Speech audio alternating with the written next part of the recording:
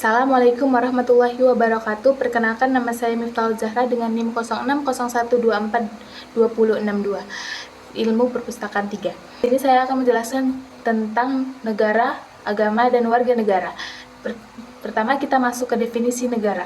Menurut Miriam Budiarjo, negara adalah suatu organisasi dalam satu wilayah yang memiliki kekuasaan yang tertinggi yang sah dan ditaati oleh rakyatnya.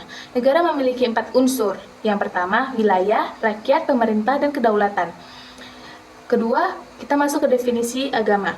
Nah, dalam konteks ilmu politik, menurut Miriam Budiarjo menjelaskan bahwa agama adalah sistem kepercayaan yang berpengaruh dalam kehidupan sosial, politik, dan suatu negara.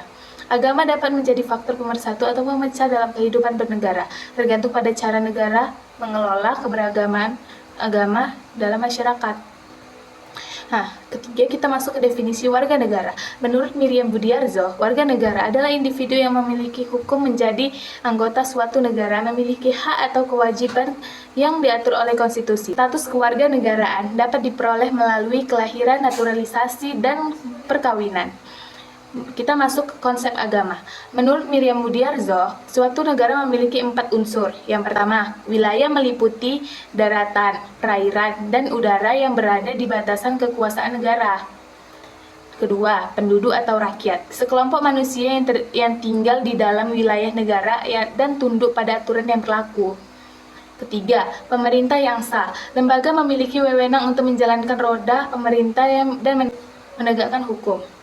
Keempat, kedaulatan kekuasaan tertinggi dimiliki oleh negara untuk mengatur urusan dalam negeri dan hubungan luar negeri.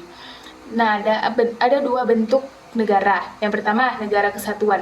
Negara yang memiliki satu pemerintahan pusat berdaulat penuh dan mengatur seluruh wilayahnya. Contohnya Indonesia, Singapura, dan Jepang.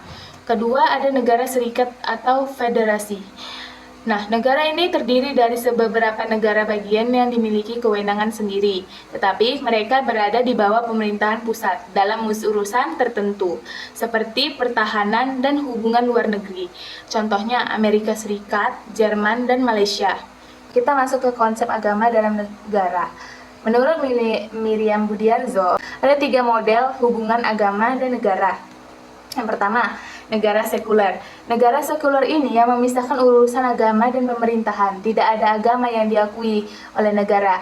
Contohnya Perancis, Turki. Kedua, negara teokrasi. Negara ini yang berbasis pada ajaran agama tertentu dan menerapkan hukum agama dalam pemerintahan. Pemerintahan ini dipimpin oleh pemula agama atau berdasarkan hukum suci. Contohnya Vatikan, Iran, dan Arab Saudi.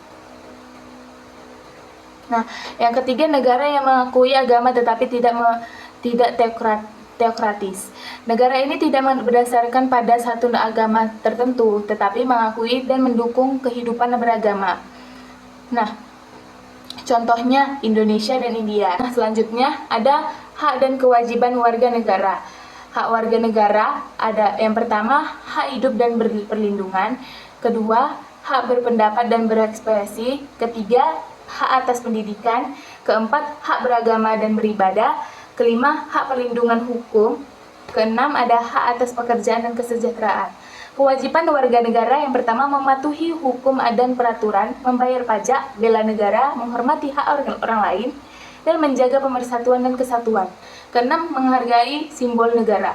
Nah, kesimpulan yang dari saya jelaskan tadi, negara adalah organisasi yang memiliki kekuasaan untuk mengatur rakyat, wilayah, dan pemerintah demi kesejahteraan bersama. Kedua, agama berperan dalam membentuk moral dan etika masyarakat serta dapat berhubungan dengan sistem pemerintahan suatu negara. Ketiga, warga negara memiliki hak dan kewajiban yang harus dijalankan demi menjaga stabilitas negara dan kehidupan bermasyarakat. Keempat, hubungan negara dan agama dapat berbeda di setiap negara, tergantung pada sistem pemerintah yang diterapkan. Kelima, peran warga negara sangat penting dalam menjaga kedaulatan negara serta menjalankan nilai-nilai agama dengan toleransi dan kedamaian. Kesimpulan pertama, negara, agama, dan warga negara saling berkaitan dalam menciptakan kehidupan yang berharmonis dan berkeadilan. Setiap warga negara harus memahami hak, kewajiban, serta perannya. dalam negara dan kehidupan beragama. Mungkin sekian yang saya sampaikan. Wassalamualaikum warahmatullahi wabarakatuh.